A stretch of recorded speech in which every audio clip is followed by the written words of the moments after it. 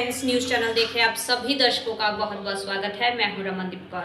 इस वक्त की बड़ी खबर आ रही है प्रयागराज से। क्या है पूरा मामला, देखने के लिए बने रहिए हमारे साथ। संगम नगरी प्रयागराज में जहां सीएम योगी ने कल प्रबुद्ध जन सम्मेलन को संबोधित किया था, जिसमें शहर पश्चिमी से विधायक व पूर्व मंत्री सिद्धार्थ नाथ सिंह ने अपने क्षेत्र में विकास को लेकर बड़े दावे किए थे। वहीं अब शहर पश्चिमी में रहने वाली एक बेटी ने सीएम को शादी से पहले ट्वीट करके अब मदद की गुहार लगाई है और साथ ही निमंत्रण देते हुए कहा कि मैं आपकी बेटी हूं और मेरी शादी होने वाली है और मेरे क्षेत्र की सड़क खराब है, जिसे बनवा दीजिए। बता दें, उत्तर प्रदेश की सरकार सड़क को गड्ढा मुक्त करने के कवायद में जुटी है, लेकिन अभी भी कई ऐसी सड़कें हैं जहां पर गड्ढे हैं और उनकी स्थिति खराब है। इन्हीं खराब सड़कों को लेकर यूपी के प्रयागराज से एक रोचक मामला सामने आया है।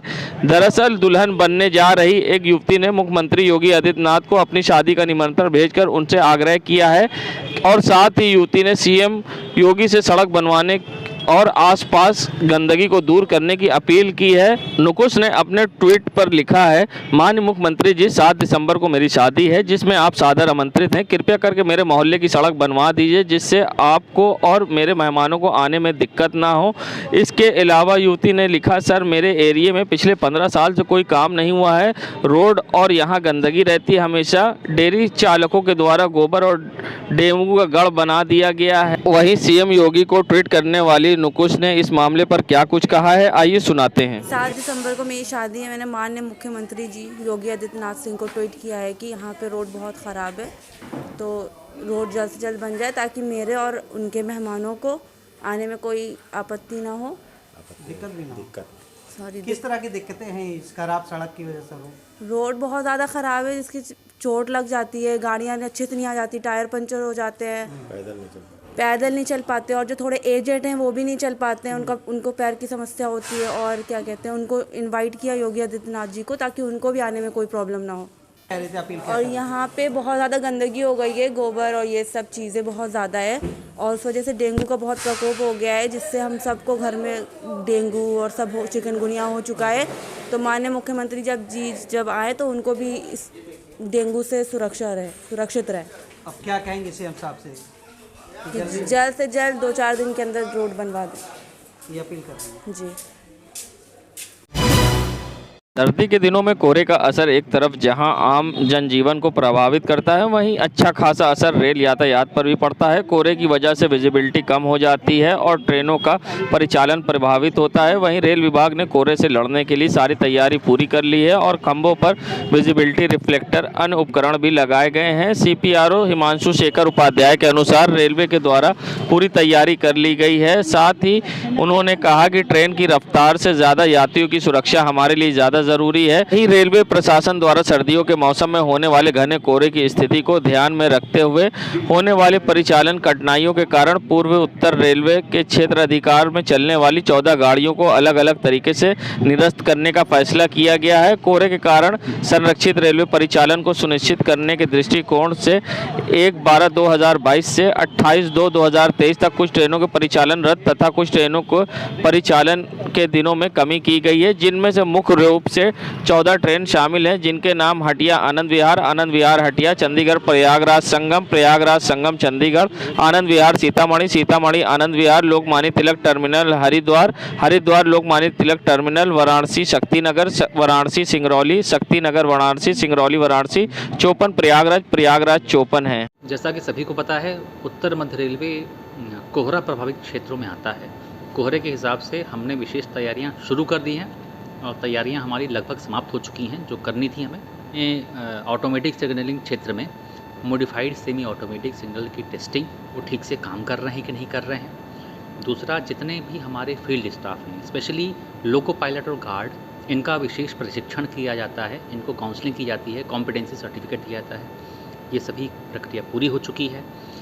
खंभों पर जो पोल होते हैं उन पर रेट्रो रिफ्लेक्टिव स्ट्रिप लगाई जाती है, भी लगाई गई है।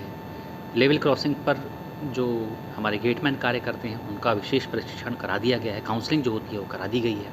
इसके अतिरिक्त फॉग सेफ डिवाइसेस लगाई गई हैं, करीब 1000 से ऊपर NCR फॉग सेफ डिवाइसेस लगा रहा है, जिससे कि लोको पायलट्स को कोहरा में जब दृश्यता बाधित होती है उस समय भी आने वाले सिग्नल की काफ़ी पहले से ही जानकारी मिल जाए कि अमुक सिग्नल आने वाला है। इससे परिचालन में काफ़ी मदद मिलती है। रही बात गाड़ियों के स्लो होने की, तो हमारे लिए कोहरे में और हर समय संरक्षा ज़्यादा ऊपर होती है।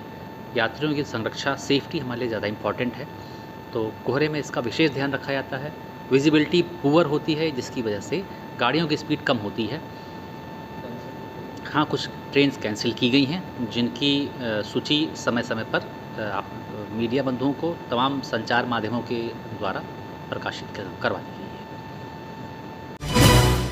है। प्रयागराज के खुलदाबाद थाना क्षेत्र अंतर्गत जहां अतीक अहमद की एक और संपत्ति पर कुर्क की कार्रवाई की गई है। गैंगस्टर एक्ट के तहत 14(1) के तहत ये कार्रवाई की गई है, जो कि मामला धूमनगंज में लिखा हुआ था, जिसके बाद आज यहां कुर्क करते हुए बड़ी कार्रवाई की गई है। पुलिस के द्वारा करीब ये 11 बिस्वा ज़मीन है, क्योंकि कसारी मसारी क्षेत्र खुलदाबाद थाना क्षेत्र के अंतर्गत है, जिसकी अनुमानित कीमत करीब 6 करोड़ से ज़्यादा है। ऐसे में पुलिस ने आज फिर एक अतीक अहमद की ज़मीन को कुर्क किया है और लगातार योगी सरकार अब अतीक अहमद के खिलाफ कार्रवाई कर रही है, जहां पुलिस द्वारा अब फिर से एक और कार्रवाई करते हुए ज़मीन को कुर्क किया गया। ऐसे में क्या कुछ कहा एसपी सिटी प्रयागराज ने, आइए सुनाते हैं। ये कसारी मसारी का एरिया है। यहाँ पर अतीक अहमद की ये 11.5 बिस्वा की ज़मीन थी, जो कि अपराध से अर्जित धन के द्वारा खरीदी गई थी इनके द्वारा। उसी को आज गैंगस्टर एक्ट की धारा 14(1) के तहत, जो कि धूमनगंज में लिखा था, उसी में कार्रवाई करते हुए कुर्क किया गया है।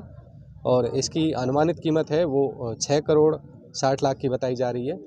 इस तरह की एक कार्रवाई अभी 2-3 दिन पहले भी हुई थी, और आगे भी जो भी इस तरह की और भी अपराध से अर्जित संपत्तियां हैं, उनको आइडेंटिफाई किया जा रहा है और लगातार कुर्क किया जाएगा। सर, अभी और भी ऐसी और भी जमीन चिन्हित की जा रही है जो भी एरिया में? हाँ, इस तरह की और भी जितनी भी ज़मीन इनके द्वारा खरीदी गई हैं यहाँ पर और अन्य आसपास के ज़िलों में, उनको भी आइडेंटिफाई किया जा रहा है और उनको भी कुर्क किया जाएगा। ठीक। संगम नगरी प्रयागराज, जहां भोला के पूर्वा में एक मकान में अजगर देखे जाने के बाद घर वाले काफ़ी दहशत में थे, जिसके बाद घर वालों ने अंकित टार्जन को फ़ोन किया, जहां पीके लायल भोला पूर्वा निवासी के घर में अजगर निकला था, जिससे पूरा परिवार दहशत में था। मौके पर पहुंचे अंकित टार्जन ने यहां पर सांप को रेस्क्यू किया है। बता दें, करीब ये सांप 3 फीट का था और जिसको अंकित टार्जन ने सुरक्षित रेस्क्यू कर एक डब्बे में बंद करके जंगल में ले जाकर रिलीज़ किया है। ऐसे में क्या कुछ कहना था इस पूरे मामले पर भोला के पूर्वा निवासी पीके लायल का, और क्या कहना है अंकित टार्जन का, आइए सुनाते हैं।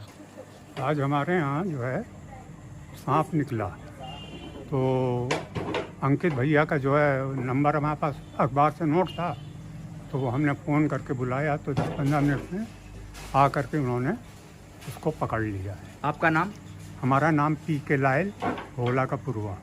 ये एरिया भोला का पूर्वा। तो दोस्तों अभी हम लोग तो दोस्तों जैसा कि आपने देखा कि अभी मैंने इसका रेस्क्यू कर लिया है, और अभी यहाँ पे हम लोग बता रहे हैं कि कुछ सांप और यहाँ पर और भी हैं, तो देखते हैं। तो दोस्तों आइए देखते हैं कि अब इसका रिलीज़ कैसे होगा। तो जैसा कि आपने देखा कि अपनी मंजिल की ओर रवाना हो गया इंडियन रॉक पाइथन। अक्सर घर में ये आ जाता है, चूहे, छिपकली और मेढक की वजह से अक्सर घर में आ जाता है, तो इसे बिल्कुल भी, इसमें जहर नहीं होता है और इसको बिल्कुल भी आप मारे नहीं।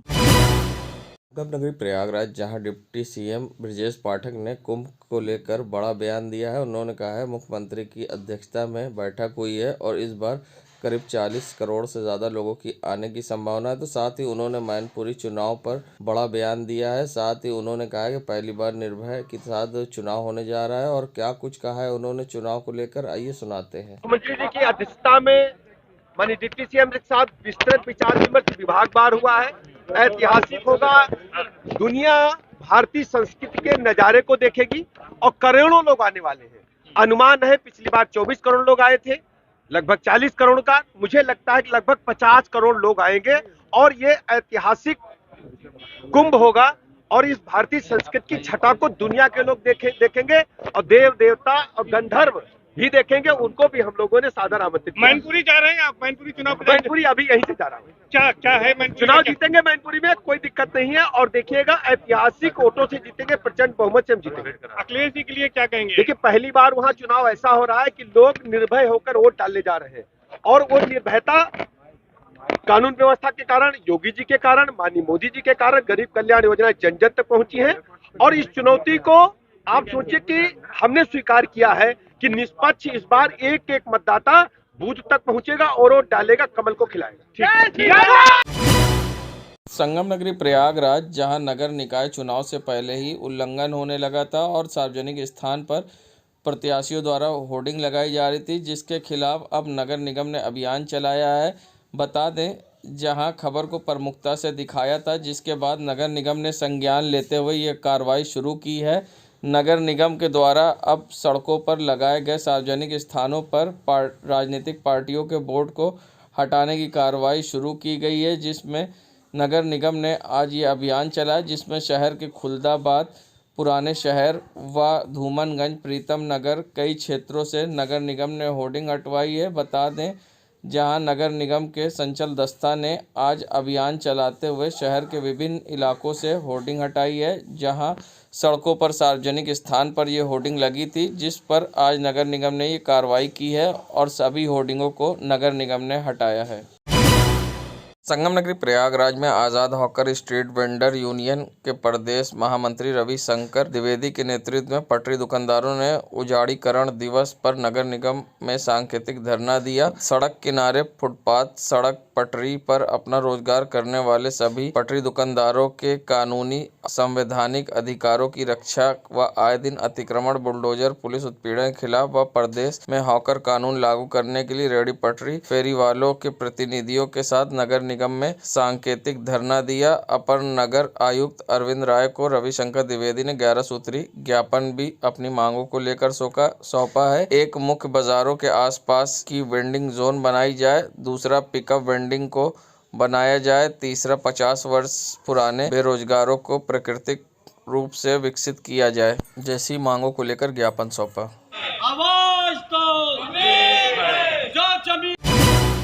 संगम नगरी प्रयागराज इलाहाबाद उच्च न्यायालय ने सड़क पर घूम रहे आवारा कुत्तों के काटने तथा उनसे जुड़ी शिकायत व उसके निवारण के उपाय के साथ राज्य सरकार से जवाबी हलफनामा मांगा है। कोर्ट ने पूछा है कि क्या आवारा कुत्तों का नियंत्रण लगाने के लिए सरकार के पास कोई ठोस उपाय है। ये आदेश न्यायमूर्ति मिश्रा और न्यायमूर्ति विकास बुधवार की खंडपीठ ने प्रियंका गुप्ता व 7 अन्य की जनहित याचिका पर दिया है। बता दें, जिस पर अब सरकार से जवाब मांगा गया है और सरकार अब इसमें जवाब अपनी ओर से पेश करेगी। बता दें, जहां कुत्तों के लगातार कई शहर में काटने व उनसे जुड़ी शिकायतें सामने आई थी, जिसके बाद प्रियंका गुप्ता व अन्य 7 ने इलाहाबाद हाईकोर्ट में जनहित याचिका दाखिल की थी, जिस पर ये सुनवाई की गई। नगरी प्रयागराज, जहां इलाहाबाद विश्वविद्यालय में 400% फीस विरोध में संगठक कॉलेज के छात्र सड़क पर उतरे, जहां छात्रों ने आज हाथों में मशाल लेकर सड़क पर जुलूस निकाला। जहां छात्रों का जमावड़ा चौधरी महादेव प्रसाद डिग्री कॉलेज के परिसर में आने लगा। शाम करीब छात्रों का जन सैलाब हाथों में मशाल लेकर सड़क पर उतरा और इलाहाबाद विश्वविद्यालय में हुई फीस बढ़ोतरी के खिलाफ सड़क पर नारेबाजी करते हुए सड़कों ने जुलूस निकाला। जहां 81 दिन से आमरण अनशन इलाहाबाद विश्वविद्यालय में चल रहा है और ना ही विश्वविद्यालय प्रशासन और ना ही वर्तमान सरकार इस पर कोई ध्यान दे रही है, जिसको लेकर छात्रों में आक्रोश है और छात्रों ने आज जहां मशाल जुलूस निकालकर सरकार व इलाहाबाद विश्वविद्यालय प्रशासन के खिलाफ अपना विरोध दर्ज कराया। जहां वहीं मशाल जुलूस के दौरान छात्र इलाहाबाद विश्वविद्यालय व सरकार के खिलाफ जमकर नारेबाजी की और अपना विरोध दर्ज कराया। देश दुनिया की खबरों के लिए world media times news channel को सब्सक्राइब करें।